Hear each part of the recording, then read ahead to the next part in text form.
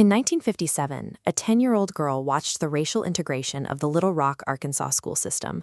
That moment of historical friction planted a question in Kimberly Clark's mind that would consume the next 50 years. How exactly do we leave a better world and work for peace for all creation? Most people treat world peace as a vague aspiration. Kimberly realized that if human harmony was ever going to be achieved, it would have to be treated as a literal engineering problem, one that required a structural blueprint rather than just a sentiment. Over decades of research, she mapped the intersection where spiritual devotion, environmental energy, and physical accessibility become the same thing.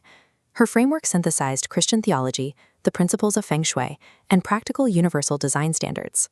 Her ultimate thesis is that a prototype for a healed world must operate simultaneously across three fractal scales: the internal mind, the physical earth, and the global economy. To understand how this design actually functions, we have to unroll the blueprint and start with the smallest gear in the machine. This is Living Life Baking Bread, a self-published, handwritten manual Kimberly created to address the first and smallest scale of the blueprint: internal emotional regulation. The booklet presents a mundane scenario. A woman named Elizabeth is baking bread with her friend Sarah when her mother calls, wanting to stop by.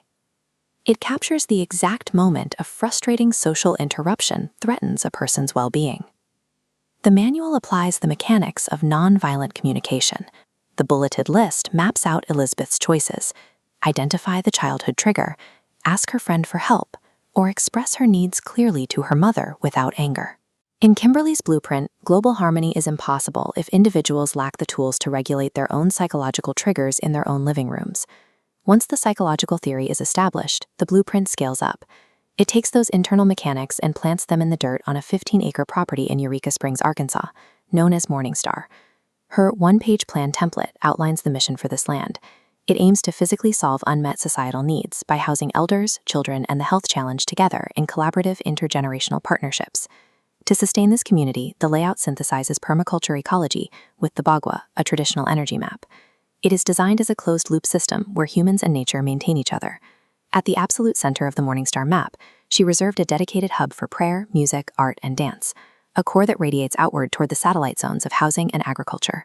Morningstar exists as a physical proposal, a laboratory designed to test whether a habitat can be engineered to prioritize communal well-being over extraction. However, peace at the local level is vulnerable. Kimberly understood that a small sanctuary will eventually be compromised if the global macro system relies on the assumption of scarcity. This pamphlet from her archives details the incorporation of the World Plan, a secondary blueprint designed to operate at the planetary scale. The document outlines the mechanical engine of this system. By applying a selective 7% increase in global production, the plan generates enough capital to provide a tax-free world income to every person from birth until death, administered via the United Nations. This system attempts to remove the friction of survival, aligning spiritual interests with economic ones. With this, the blueprint is complete, linking the psychological regulation of a private kitchen to the economic regulation of the entire globe. When we move from the global scale back to the architect herself, a more personal narrative emerges. After 50 years of carrying this vision, Kimberly Clark, now in her late 70s, has reached the limit of her physical energy. Her archives record the difficulty of being a visionary in a world that wasn't ready to listen.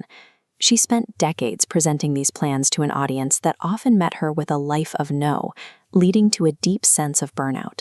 She analyzed her own exhaustion through the elements she studied, noting that she possessed too much fire, or pure vision, and had spent too much energy trying to be the form, the physical labor required to build it all herself. The final lesson of her 50-year quest is that the completion of a vision eventually requires surrendering control over it. Kimberly's blueprint is finished. Her final act of leadership is not to pour the concrete, but to hand the plans to the next generation, allowing her to finally sit in the artistic center she designed and rest.